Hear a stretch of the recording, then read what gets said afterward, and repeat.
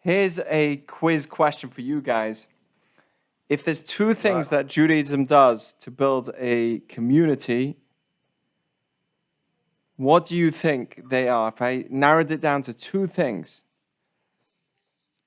Shabbat. what builds a Jewish community? Oh, go on. Keeping Shabbat. Anyone else agree? Rabbi Jack answer. That's cheating. Anyone else agree? Are you talking about like a specific structure in the community, like physically?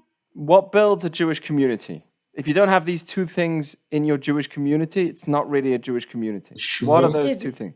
What brings Jews? Let's say this again Rabbi better. Jack and Why Torah. do the Jews keep Shabbat? What? Rabbi Jack and Shabbat. Torah. Oh, that's the opposite. Shabbat and food. Shabbat and food. It's the Shabbat, opposite. food. Okay, go on. Is one of them a That's such a good mikvah? one. A Interesting. mikveh? Oh. Isn't that one of the things that you need? I could be wrong. Well, yeah, I mean, if you want to have the community functioning in a halachic form, then you need a mikveh. But, you know, I'm not, when I stand on a campus, I'm not going to say, no, but it's just to introduce somebody to Judaism. You know, I'm not going to say, hey, guys, why don't you check out this mikveh? Right. So they'll say, what do I have to do? I say, you know, you've got to take your clothes off and get in there.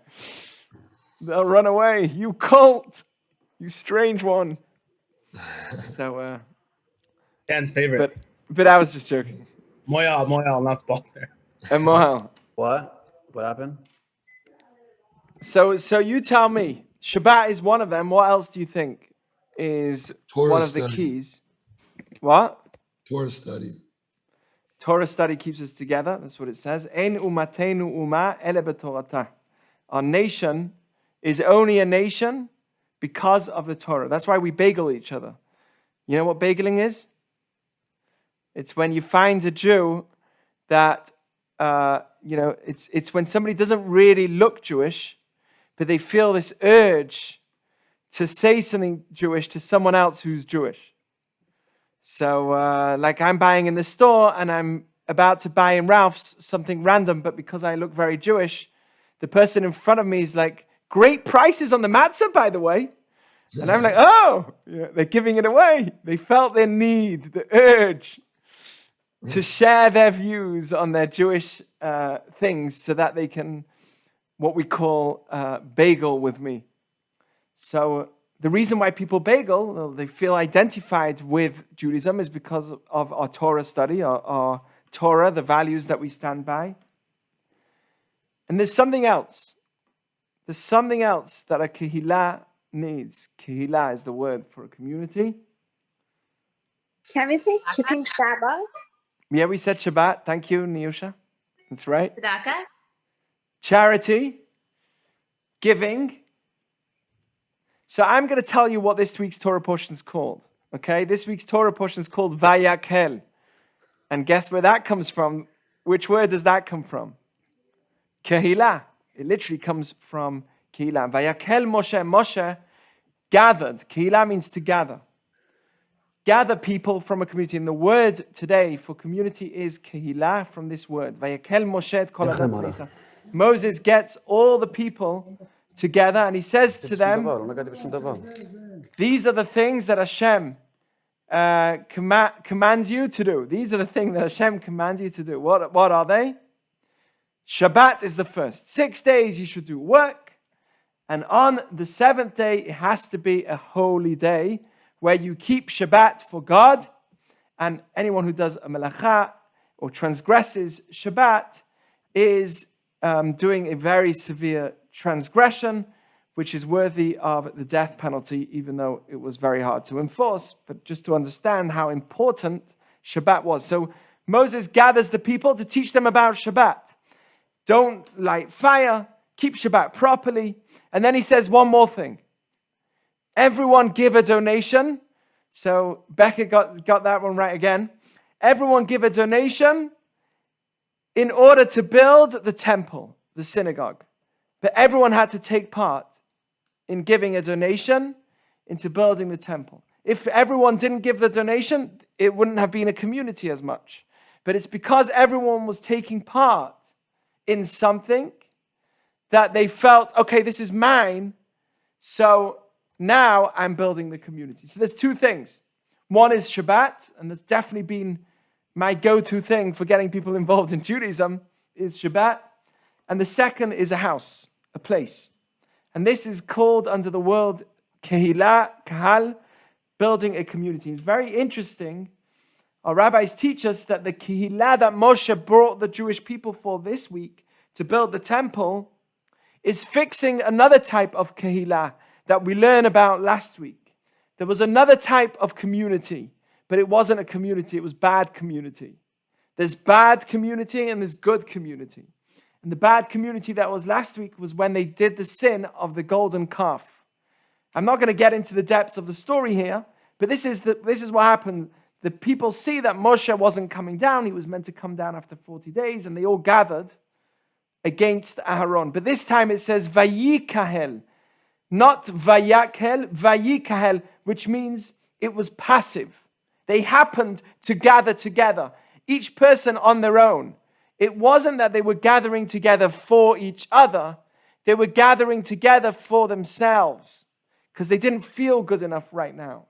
So they said, let's all get together and build this golden calf. So Vayakhel is the type of Kehillah that's bad, and that's passive. And I want to talk about that for a few seconds because there's different types of Kehillah. There's a Kehillah where everyone's building something together, they're building themselves. And then there's a Kehillah where everyone's destroying. And the way you build yourself first is Shabbat. And that's why the Torah tells me Shabbat comes first. Where do we learn about building a temple? From Shabbat. You can't build a temple during Shabbat, the Torah says. You can't go to synagogue in a car, break Shabbat to do something Jewish, the Torah says. First things first is yourself. Build yourself, and that's what we do on Shabbat. And by the way, you want to know how we build a Jewish community? Shabbat observance. Because as long as there's no Shabbat observance, you're not going to have a community. You might have a nice big temple, a big synagogue, but each person could live an hour away. If I'm not keeping Shabbat, look, I keep Shabbat. When I move into a community, the first question I'm going to ask is, well, how far distance is my house from the shul? If it's a 2-hour walk from the shul, I'm not going to move there. So that's why only in the observant communities do you have everybody living together. It's like Pico Robertson comes to the hub, or La Brea area comes like the Jewish hub. The reason for that is solely because everyone that moves here is religious, and they say to them, what does it mean they're religious? They're observant with Shabbat. So they're saying, basically what they're saying is, I want to move into this area and I want to make sure that I'm not a driving distance from where I need to move. The first thing I look for is, how far of a walk am I from my synagogue? Builds community. It's just on a philosophical, not even from a religious level. When you have Shabbat observance, you build a community. And Shabbat comes before synagogue. People don't know this. You might say, oh, at least I'm going to shul, so I may as well drive to Shabbat. No, the Torah tells me here, your peace of not being on your phone, your peace of not being in your car, your peace of not being on electronics is more important than shul. Much more important. Don't go to any shul, but stay at home and do Shabbat properly. That's more valuable than anything else. So there's good community, there's bad community. The bad community is passive. I'll give you an example. Jewish dancing versus club dancing. What's Jewish dancing? Do you want to know? No one is dancing alone. Go on, Daniel, what are you going to say? I was going to say it's a mechitza, but maybe I'm wrong. Well, that's, of course, there's a good point that you're saying, right? Where no one's there to gain from someone else. I'm not here to just have benefit from someone else. I'm here to actually be there for the situation. But outside of the modesty of Jewish dancing, there's something else about Jewish dancing. You want to know? It's arm in arm. You'll never see a rabbi getting into the middle of a wedding and dancing on his own. Maybe for a few seconds with everyone around, and he's doing it in front of the Khatan, yes. But it's not for himself. The difference between Jewish dancing and club dancing is, club dancing, I'm all on my own. I'm on my own. I'm here for myself. Let me find this girl. I'm going to do my dance and show my thing so I can get this person for me. And I hope no one else gets that person for me. I'm literally focused on my own self. But when it comes to Jewish dance, it's not like that at all. Actually, it's not a dance if we're not arm in arm. Jewish dancing is arm in arm. That's called kehillah, a dance that's constructive, as opposed to a dance where everyone's there for themselves. I'm not here to bash different lifestyles. I'm just saying a reality that there's within our community, there's a kehillah, there's crowds, and then there's community. This is the language of Rabbi Sachs, from Jonathan Sachs, of great memory. Let me give you another example. Social media. Mark Zuckerberg originally built Facebook to do what? Bring the world closer together. That's his language.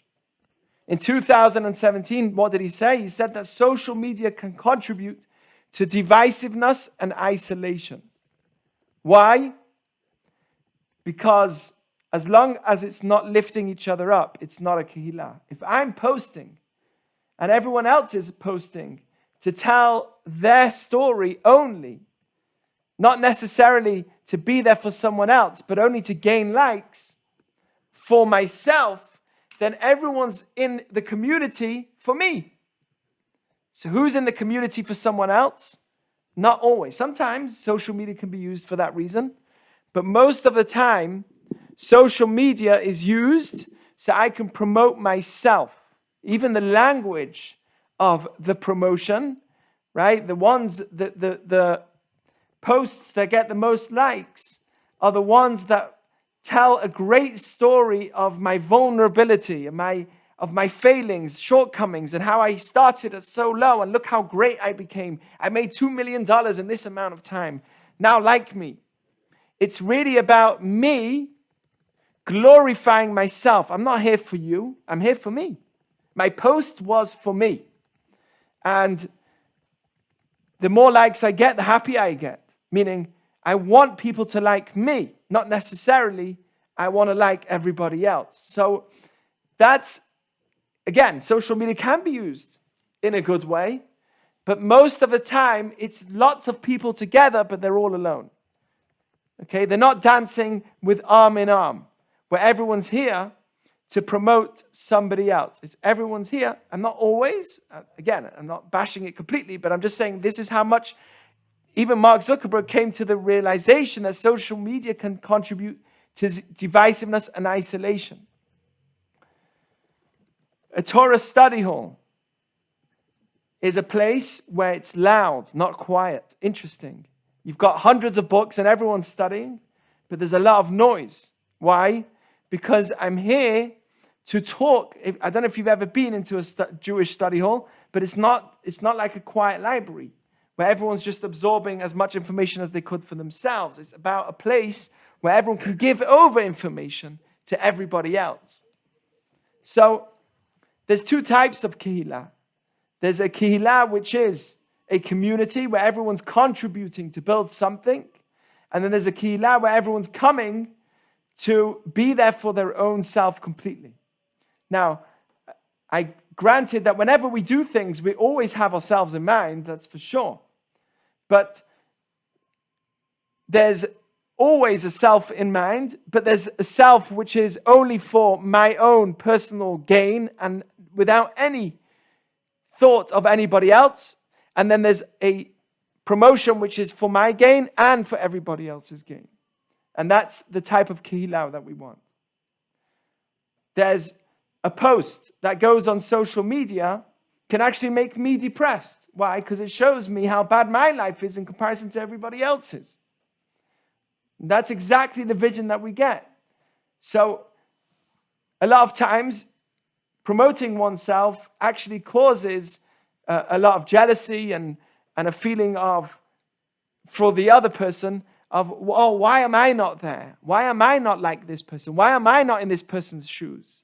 And that's a painful experience. Good for the person that's posting it, but painful for the one that's reading it. So those are the two things, community and Shabbat, that we need in order to build a community. And I'm talking about a community even within our own homes is a community. You tell me, how would you want? Here's another quiz question. What would you want your children to do on a Friday night? Everyone alone on their phones, again, watching their favorite shows and all on their TVs, all in the same house, in their own rooms? Or finally, once a week, everyone coming down, sitting on a table, looking at each other, and singing the song of Shalom Aleichem. Shalom Aleichem. Right? What's better? You tell me. How do you want your children one day to be? And if you tell me that you want your children to have Shalom Aleichem in their lives, then they're not going to do it unless you have Shalom Aleichem in your life. Because then you're just pushing your children to do something that you yourself don't do. Not going to work. You have to do it in order for your children to do it. So here's the question. What do you want? Do you want Shalom Aleichem on a Friday night, or do you want another night when finally our family gets together? Because during the week there's just rush. Everyone's going to school. I tell you, I have kids, right? Everyone's running to school. Rush, rush, rush. Morning, work, done, bam, boom, bam. Finally, you get to the end of the week, you're with your family. What's better? Shalom Aleichem, where everyone's singing together on a table and there's food. We're finally looking at each other and the phones are put away. The TV's put away. The news is away. The TV shows are away. Netflix is away. And we're just looking at each other because we're here for each other. Versus taking out my phone again and being addicted again to my environment, being a slave again to my society. By the way, Shabbat, it says, remember that you were slaves in Egypt. Keep Shabbat. You were slaves in Egypt. Why? Because when you don't keep Shabbat, you're a slave to your physical work during the week. You can be a slave. And Shabbat is a time to show that I am not a slave to anything. Here's another thought. Shabbat over time makes more sense. This is crazy. But you would think that as time progressed, technology advanced, and Shabbat means less. Because, we're doing less. Back in the day, if I wanted to cook a meal, I had to chop down some wood. I had to put it in a fire. I had to heat up that was a tremendous amount of work in order to do anything. Wash my clothes. Today, everything's done for me. You can get a smart app, right? A smart app, and it would, many washing machines, because we're moving, so we're looking at washing, all different devices. Everything is smart now. Smart washing machine, smart fridge, smart this, smart that. How dare you even press a button with your washing machine? No. It has to be smart, where you can control it from your phone, right? All this stuff is starting to make my head hurt. They asked when we were busy fixing the lights, maybe do you want smart lights? I said, no smart lights. Leave me. Let me just press a button and not have it with my phone. I want to just press the original way with just like pressing a button, the light goes on. It's quicker. I'm telling you. What's quicker? Pressing 3 buttons on your phone or 1 button on the wall, which will turn your lights on. I don't need any smart devices in terms of getting my basic living, right? Don't call me old-fashioned, but I just know that too much smart makes my head hurt. It makes my head hurt. So Shabbat actually makes more sense in time. This is so godly, because when you look back in time, you say, okay, back then Shabbat made sense. Today, why would Shabbat make sense? How would they know that over time there's going to be a phone that comes out, there's going to be email that comes out, there's going to be smart fridges, smart everything, and eventually everyone's head is just going to explode. Social media, Twitter, and they thought there's no more social media. Who came to the point where they said, okay, there can't be another social media? There just can't be. And then they came up with Clubhouse. What's going to be next year's social media? I just don't get it. There's no end. And they're all popular. It's mind-blowing to me. They're popular as well. 3 years ago, Twitter was like a joke. Everyone was saying, or even not 3 years, 8 years ago, Twitter was a joke. Like, come on, Twitter.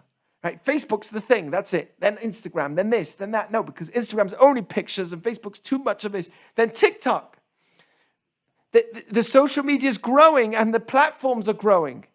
And we're all being addicted to it. So how can a Torah, which says to me thousands of years ago, keep Shabbat and properly, not the fake way, because that's when you'll really have Shabbat. How could it have known about social media thousands of years ahead of time?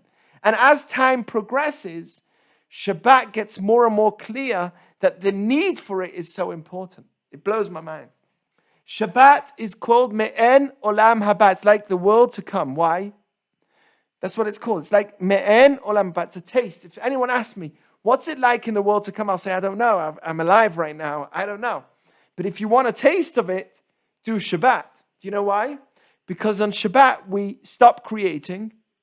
So we're just with me and whatever I have. There's no more pursuing. That's exactly what a body's like when it's finished, when it's passed away. And there's just the soul. There's no more creating. There's no more eating. There's no more, well, eating, it happens on Shabbat. That's why it's like the world to come. But there's no more creating during Shabbat.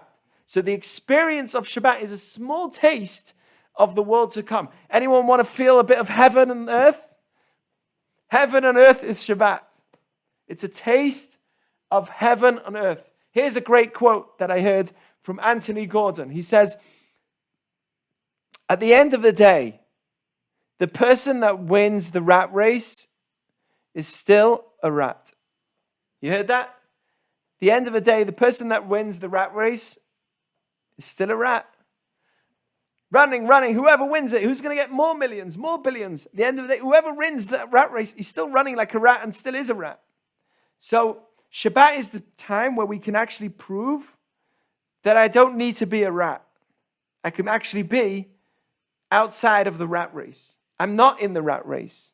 Yes, I need to work in order to survive, and that's part of God's plan, and it's important for me. But I also, as much as that, I also need to acknowledge that I'm not a rat. And by doing that Shabbat, I'm leaving my slavery of Egypt. I'm literally leaving my slavery. So where's the problem? Why is Shabbat so hard? I'll tell you why Shabbat's so hard. Because people choose to focus on what Shabbat's restricting me with as opposed to focusing on what Shabbat is giving me. So here's the way that you need to consider or look at Shabbat. Stop thinking about all the restrictions because they're there for you to have something. And think of it like this. You're exchanging the pleasures that you can have during the week with the pleasure that you can't have during the week. Right? Shabbat is about exchanging pleasures. During the week, I have the pleasure of being able to create and build and succeed and build a business and make money. That's a pleasure in itself, and it gives me a sense of responsibility. It's important to do it. But by holding away from that, I'm now gaining another pleasure that I couldn't have got during the week, and that's the recognition of one's real self. So, one of the ways to succeed on Shabbat is to focus on it with what it's giving me and not what it's taking away from me. So what builds a community? What builds a kehillah? A kehillah is built when we're here for each other. I'm not here just for myself in this situation. I'm here actually to build. And I could be here to building myself as well. That's okay. There's a difference between individuality and individualism. Individuality is where I actually care. If I don't care about myself, who will? I need to care about myself. That's something which is important. But if it comes only me, then what am I at the end of the day? If it's just for me, if my life is just about me, then what am I at the end of the day? I'm just part of the rat race. That's the words of Hillel. So I have to be in a place where I am looking after myself, but also with a greater goal of looking out for my kehillah, for my community. So in order to build a community, I need to have a partnership with the community in building a synagogue, a communal place, and also a communal place in everybody's home. And that's the two things that we learn in this week that really built a kehillah. Kehillah was only said now when the temple was built, when everyone donated, when everyone came together to build the kehillah. All the miracles that happened of leaving Egypt, the splitting of the sea, all the miracles of the things that happened beforehand, that didn't get the word kehillah. Finally, at this moment, we get the real understanding of kehillah when they had Shabbat, and they also had a place where they contributed towards and building that synagogue that they can all go to as well. Those are the two things that we need in order to have a kehillah. I want to move on to, anyone got a thought on that, by the way? Any thoughts, ideas, or anything you want to throw in about anything I said so far about Shabbat or the beauty of Shabbat, Shabbat observance? Yeah, I really Please. love that saying it's not focusing on what we're giving away or what we're losing during Shabbat, but what we're gaining during Shabbat. And I think we gain a lot of time to think and to reflect on the week. And as you said, to spend time with family. And I think that's so important. I don't follow Shabbat to a T, but I have, because of Ashlet, I think more recognize the importance of valuing Shabbat and really taking it as a time to spend time with the people that I love and care about. And, I make challah now because of, I think basically because of Ashlet too, just starting Shabbat, even just the beginning before Shabbat, turning that into a ritual and a practice and taking that time to reflect. So I think it's beautiful what you said about really using Shabbat wisely and not focusing on our phones and all the electronics that we're always bombarded with. Beautiful. And you know what? One day we can grow towards observing Shabbat fully. And I'll tell you that you see in your own children you see the faults and the dangers within your own children more. As you grow up, and you watch your children grow up with you, and you say, "Oh my gosh, I don't want my kid to have that. I don't want my kid to do that. I don't want my kid to do the things I did or the things I failed in." And we start strengthening our own way of living because of how we see those faults. They're made bigger. They're shown, they're magnified right in front of me by me watching my children. As a child, there's a certain immaturity. So you're watching that immaturity and you're seeing the dangers of it. The dangers of addiction and the dangers. It's so clear in your face that you say to yourself, I need to strengthen my own self. I've learned so much from my own children in this regard as well. And even in the regard of Shabbat, I'll tell you. Even though I've always kept Shabbat my whole entire life, my appreciation for it has grown over the years as well. I'm talking now with tremendous appreciation for Shabbat. I didn't have it as much as I didn't have such an appreciation for it as I do today. No way. But it's something which I've grown over time through watching my own children and seeing how important it has been to see that they have it and how dangerous it is if they don't. So I want to actually move on to another idea, and this is mind-blowing, so stay with me. Literally mind-blowing because it's about wisdom. So when it came to building the temple, the Torah constantly said this language, okay? It calls the people that built the temple, it calls them Chacham Lev, wise-hearted, wise in the heart. This is the language. V'chol Chacham Lev bachem, anyone with a wise heart amongst you will come and build this Mishkan, Et HaMishkan, they'll build the tabernacle, the tents, the covers, the beams, right? It's all of its pillars, sockets. And again, later on it says again, V'chol Isha Chochmat Lev, and also every woman that was wise-hearted would weave, I think that's the right word, with her hands, and they would bring the curtains, the coverings for the tabernacle. Again, the language of wise-hearted. A strange word You don't really say wise-hearted, but we see in the Torah, when it talks about someone who's wise, it says the language of someone who's wise-hearted. And the question is, what does that mean? What does it mean to be wise-hearted? And with that, I will finish off because it's really beautiful stuff. Okay, so this is what it means. I'm going to bring you a Talmud in Brachot 17a. And these are the words of what it really means to be wise according to Judaism. You know, we think of wise as someone who has a lot of knowledge, but it's not enough. You need to be knowledgeable, but wise also in your heart. So this is the language of the Talmud in Brachot, in the tractate of Brachot 17a. Margaleh bepumei de Rava. Rava was one of the greatest Amoraim, one of the greatest rabbis of the Talmud, and he said, it was constantly said in his mouth, Tachlit chokhmah, the goal of wisdom, meaning, what is wisdom? The goal of it is to have teshuvah and ma'asim tovim.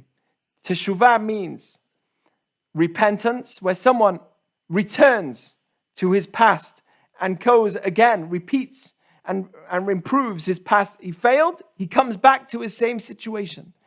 And ma'asim tovim is action, where someone doesn't just have the knowledge, but also brings the knowledge into action. And this is mainly spiritually, but it could be translated in all aspects of life. Somebody who's wise is not somebody who has knowledge in Judaism. And he gives an example. You can never have somebody who reads and is knowledgeable and studies all the time, but at the same time, bo'et ba'aviv ve'imo, shouts and screams at his father and his mother, or his teacher. Somebody who has tremendous wisdom can't be somebody who also goes to his parents and starts shouting at them. Can't be somebody who screams at his teachers. Or to tell off or to speak up in front of somebody who has much more wisdom and age. Chokhmah is wisdom, minyan is age. Much more wisdom and age than you. Who are you to speak up just like that in front of somebody who's 90 years old, live a lifetime of understanding? As it says, Reshit chokhmah yirat Adonai, sechel tov lechol osehem. The beginning or the start, the initial power of wisdom is the fear of God. Sechel tov is intellectual, intellect, good intellect, lechol osehem, for all those that do. They're all those that do. What does it mean that do? They do it for the right reasons. So here is the two keys or the two things that you need in order to really be considered as somebody who's wise according to Judaism. And without it, there's no wisdom at all. And by the way, we've seen it throughout history. Throughout history, we've had very wise people, or what we would think are wise, knowledgeable, but they did some of the worst things in the world with that knowledge. So what use was their knowledge? None. A computer has tremendous knowledge, but it's still not wisdom. What is wisdom? A whole new definition of wisdom. Wisdom, according to Judaism, is someone who has two things. Teshuvah, meaning he never gives up, always comes back and always returns. And ma'asim tovim is somebody who brings his ideas into action. Teshuvah and ma'asim tovim. Let me talk about teshuvah. Never giving up. Right? It's somebody who knows about an idea, but is not consistent with the idea. That's somebody who's not a chokhmat lev. He has a great idea, a great thought, but he's not consistent, daily working on this thought, on making it happen. That's not chokhmat lev. Could be very wise, right? Think about all the people that succeeded both physically and spiritually. Thomas Edison is always the example that I always give. He was the one that created the light bulb. So they asked him, how did it feel to fail over 1,000 times? He said, I didn't fail 1,000 times. The light bulb was an invention with 1,000 steps. It was 1,000 steps towards me making the light bulb. I never failed 1,000 times. So wisdom is somebody who's consistent. Not only does he know that this is what I need to do, but he's going to keep pushing. That's wise-hearted. You bring your emotions correctly into the situation, and you say to yourself, I'm not going to give up. Because, yes, I failed this time, but it's a step towards my making myself successful. Those that may have the knowledge, but then they give up all the time.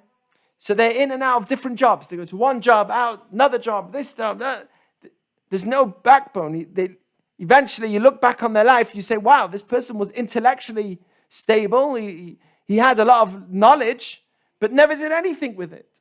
Why? Because there was no correct emotion. There was no chokhmat lev, wise-hearted.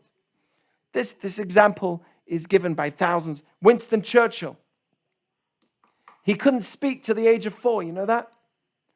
And he was considered as a failure in all areas.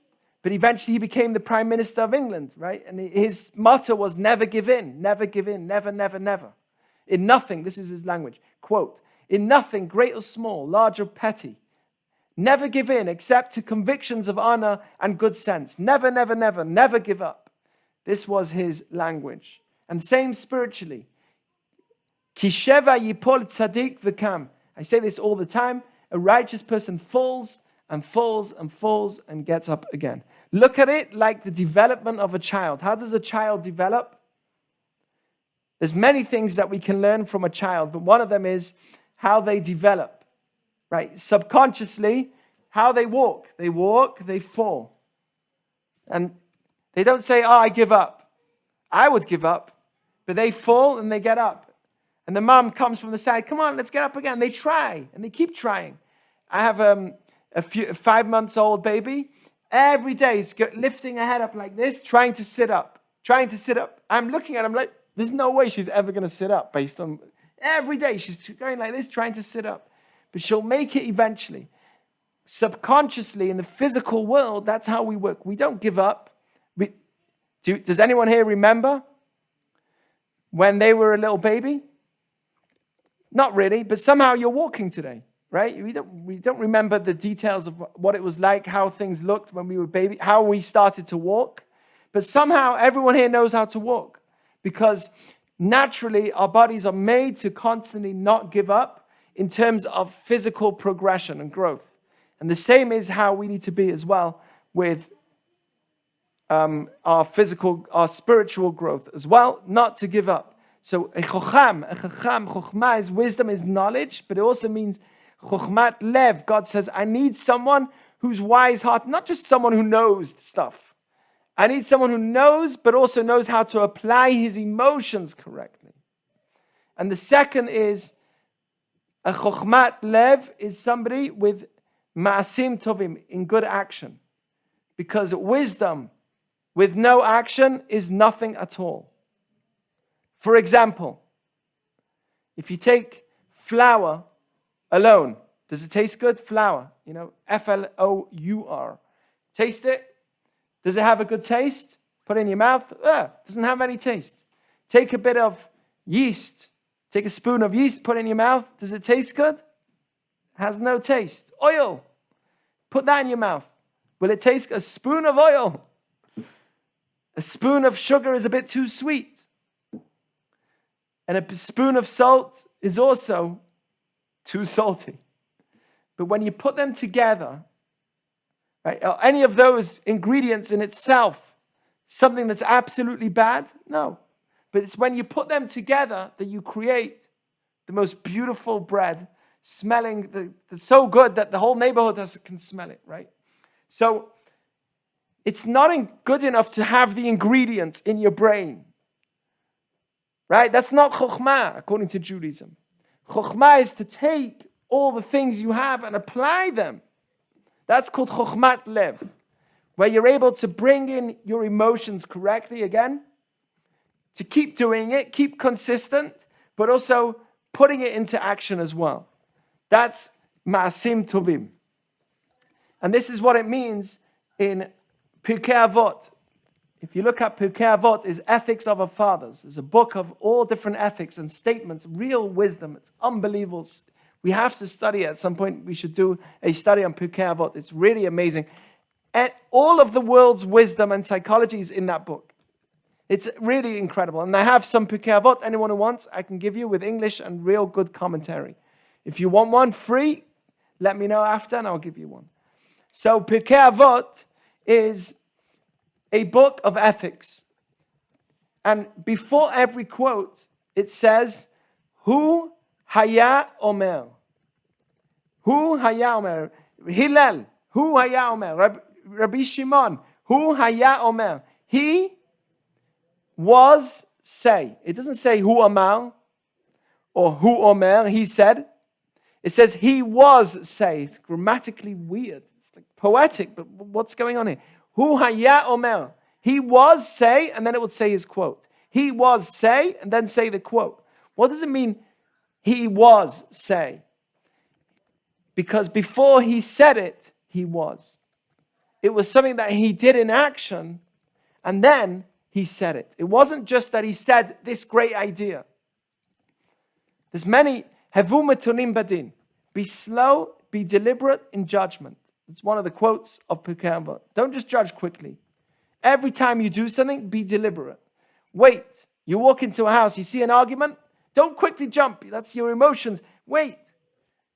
Hevu metunim badin. Be slow to judge. That's one of the rules of Pirkei Avot.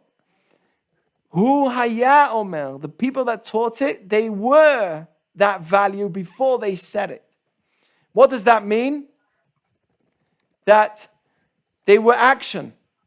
They didn't just have the wisdom in their brain, because a computer has a wisdom in its brain as well. Google has the wisdom in its brain. Would you say that Google is smart? Would you say that Google is wise? It's not a human being. Wisdom is when I have the knowledge and I apply it. I'd much rather be with a low IQ and with a lot of application than to be somebody with a lot of IQ but never doing anything. Because someone with a lower IQ, that's why we need to never undermine the value of people, even if they are not as smart. We think, oh, he's not as smart, he's never going to succeed, right? Growing up in school, there was like these predicted kids. That kid is going to be the super kid of the whole school, right? Everyone has this, right? Growing up, there was a kid in your class that was super smart, knew the answers to everything. And you look back and you say to yourself, wow, they didn't actually succeed that much. Why? Because they may have been chokhmah, they may have been given all the knowledge, but when it came to real wisdom, from the Jewish definition, they didn't have chokhmat halev. They didn't have the ability to apply it in the right way in action, and both to be consistent. So it's not good enough, right? For instance, marriage or a relation. Getting into a relationship takes a certain skill. You have to act well, you have to look well, you have to be cool, socially cool, get to know what to say, when to say, right? Like we said before, someone was right? It's not socially cool when you take your fork and you poke it into your date's plate and you take the food from them. Like, oh, what did you get? Let me try it, right? That's not cool. You don't do that on a date. So to date takes a certain social understanding, social wisdom. You have to act a certain way, look a certain way, do your hair a bit, whatever it is. So you have to be on your best performance. So getting into the relationship takes a knowledge, it takes a skill, it takes a wisdom. But staying in the relationship, that's where real wisdom applies. Right? Staying in the relationship long term, that's where real wisdom applies. And this is what it says. Reshit chokhmah yirat Hashem. The beginning of wisdom is fear of Hashem. What does it mean, fear of Hashem?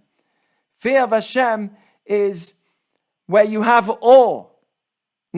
There's two types of fear in Judaism. People make a great mistake for the definition of fear. There's two words for fear. There's yirat haromemut, fear of the greatness, which is awe, and yirat ha'onesh, or fear of punishment, fear of consequence.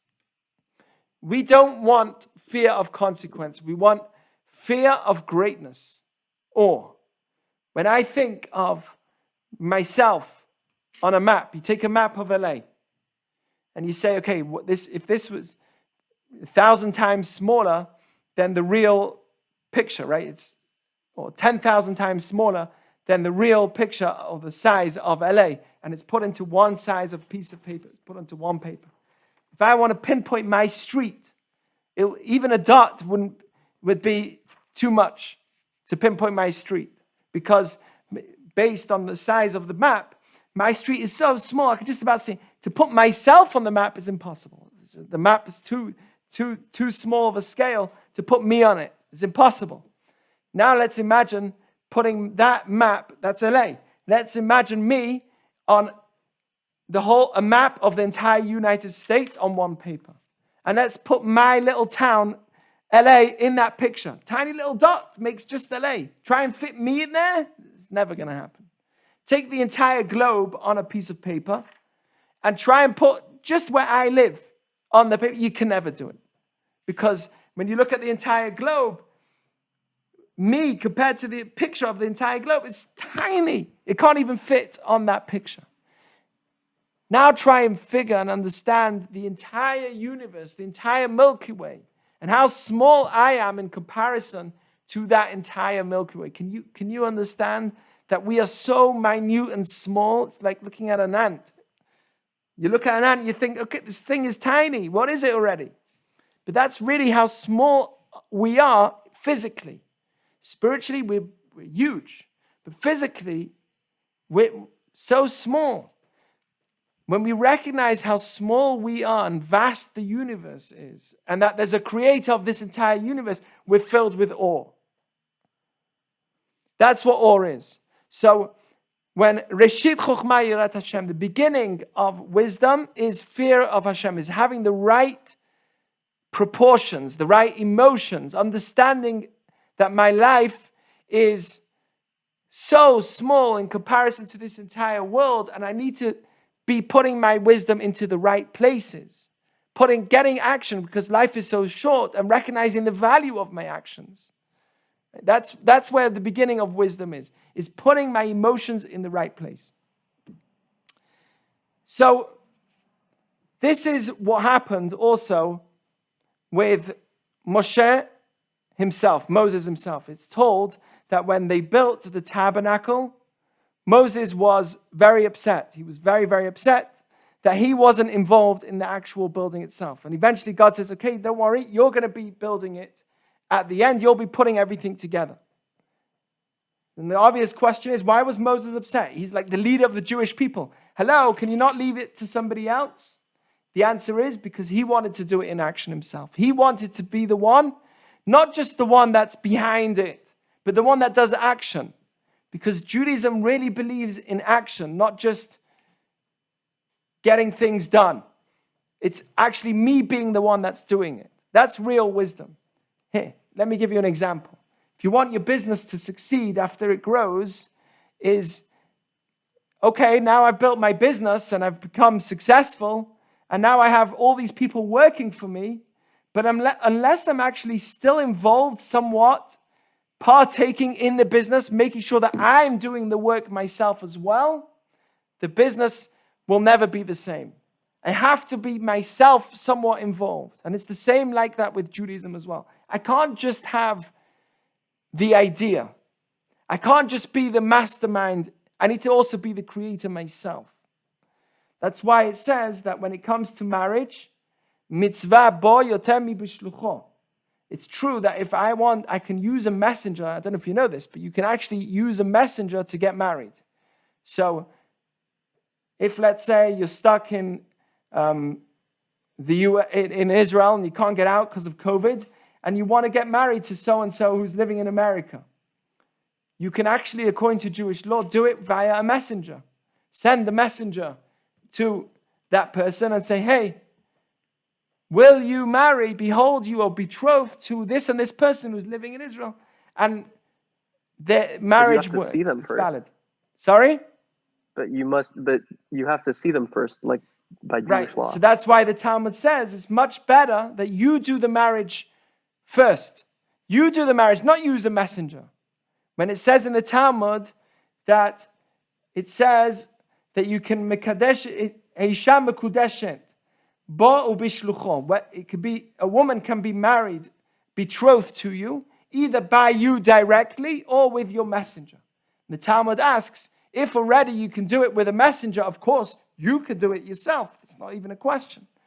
Right? That's the question of the Talmud. So the Talmud says it's better that you do it first. Always. Whenever it comes to things in life, better that you do the action than rely on somebody else to do it.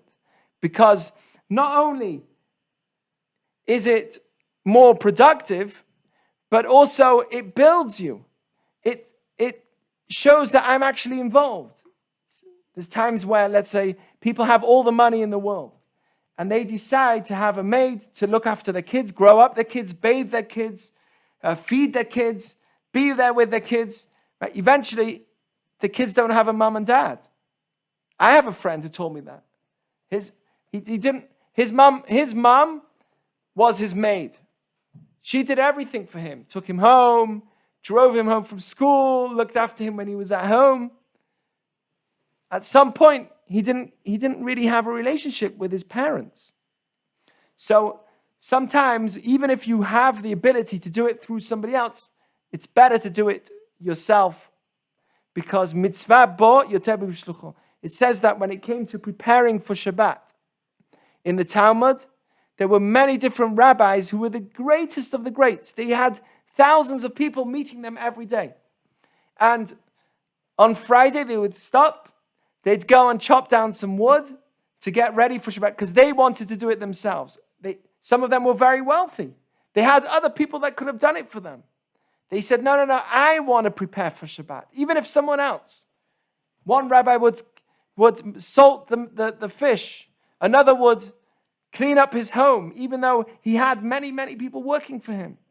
Yet he said, I want to do it myself. Why? Because when a person does the action, his personality is actually changed through the action.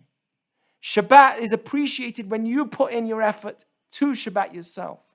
And that's the message here. A chacham lev, God says, wait, if we're going to build a tabernacle, it's a spiritual place, I need someone who knows how to build it, who's wise, but also wise-hearted, who knows how to understands the small actions, understands to put emotions into his wisdom and get the actions done as well. Understand the power of his action and see the strength of his actions, not just have the knowledge, because knowledge alone is nothing. And that's really the idea. And also, this is actually also shown in many areas of life, but we don't have much time at all, but this is mainly shown with doing things for other people, which goes back to the idea of community. When it comes to building a community, in Hebrew it's called zikui harabim, doing things for the public. When you elevate somebody else, you elevate yourself. It says by God, He's magbia shefalim. God lifts up those that are low. Magbia shefalim. He brings up those that are very low, and mashpil geim, those that are proud, think they're better than everyone else, eventually God brings them down. So magbia shefalim, as much as God lifts up those that are low, we want to do the same thing. The minute that we help others, we lift ourselves up as well. When someone doesn't feel good with himself, one of the things that he could do is invest in giving back to the community, so he himself lifts himself up as well. The Chovat HaLevavot says that one of the things that really makes a person grow is, one of the greatest investments for a person is to giving to the community. Because when you invest in giving, you get so much more in return. That's what a Chacham Lev also. What's a Chacham Lev? He says to himself, wait a second, right? It's the wise-hearted. Again, putting not just the knowledge, but the right emotions into his knowledge. There's some people that say to himself, me, who am I to help somebody? Who am I, little me, to give to somebody else? Who am I to teach somebody else? Who am I to inspire somebody else? I used to think that about myself before I started doing my work. Then through the work, I realized, wow, I can actually inspire people.